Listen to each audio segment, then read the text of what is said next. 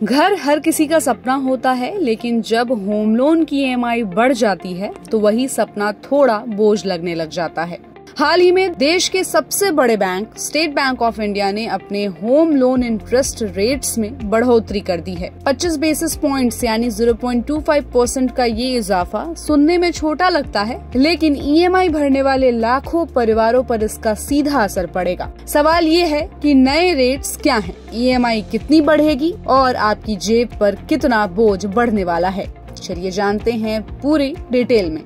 सबसे पहले समझते हैं कि ये बढ़ोतरी कितनी बड़ी है। तो SBI ने अपने floating home loan interest rates में 0.25% का इजाफा किया है। पहले जहां इंटरेस्ट रेट्स लगभग 8.5% से शुरू हो रहा था, अब वही बढ़कर करीब 8.75% हो गया है। हो सकता है आपको लगे कि ये फर्क बहुत बड़ा नहीं है, लेकिन होम लोन जैसे लॉन्ग टर्म कमिटमेंट्स में 0.25% का इंक्रीमेंट भी लाखों रुपए का एडिशनल बर्डन बना देता है। एग्जाम्पल के लिए अगर आपने 30 लाख रुपए का लोन लिया है और उसकी रीपेमेंट पीरियड 20 साल है, तो EMI में लगभग 500 से 600 रुपए तक की बढ़ोतरी हो सकती है। अब सोचिए ये 600 रुपए हर महीने 20 साल तक जोड़े तो कुल मिलाकर लगभग 1.5 से 2 लाख रुपए का एक्स्ट्रा बोझ बन जाता है। यानी छोटे छोटे परसेंटेज चेंजेस लॉन्ग टर्म में बहुत बड़ा असर डालते हैं। अब सवाल ये है कि SBI ने ये कदम उठाया क्यों?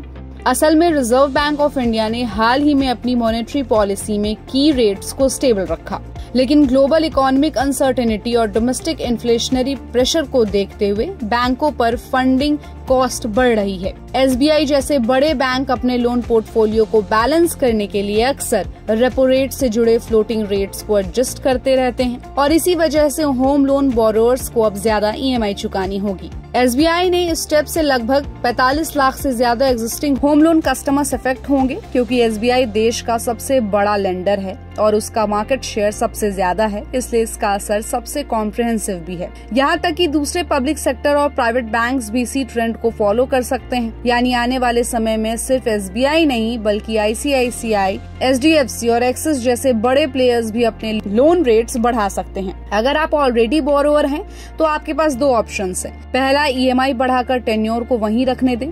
दूसरा, टेन्योर बढ़ाकर EMI को मैनेजेबल रखिए। लेकिन याद रखिए, टेन्योर बढ़ाने का मतलब है कि आप ज्यादा इंटरेस्ट चुकाएंगे। SBI ने ये भी साफ किया कि नए बोरोअर्स को भी रिवाइज्ड रेट्स पर ही लोन्स मिलेंगे। यानी अगर आप अभी घर खरीदने की सोच रहे हैं तो आपकी कॉस्ट ऑटोमेटिकली बढ़ जाएगी। ऐसे में जरूरी है कि आप लोन लेने से पहले अच्छी तरह कंपेयर करें।